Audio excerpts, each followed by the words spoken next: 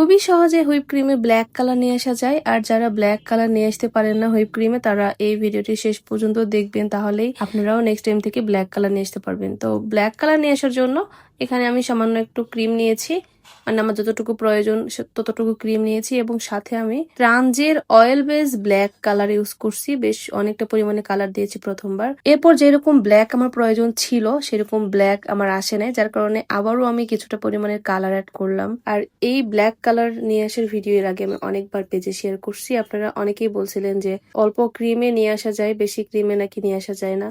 তো ভাই কেন নিয়ে আসা যাবে না বলেন তো? অল্প ক্রিমে যদি ব্ল্যাক কালার আসে, বেশি ক্রিমে কেন ব্ল্যাক কালার আসবে না?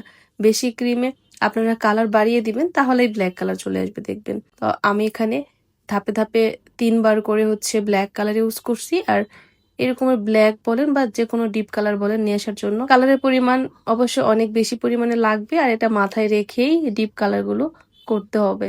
তো দেখেন আমি 3 ধাপে কালার দেওয়ার পর লাস্ট অব্দি আমি আমার কাঙ্ক্ষিত ব্ল্যাক কালারটি পেয়ে গেছি। আপনারাও চাইলে এভাবে ট্রাই করতে পারেন।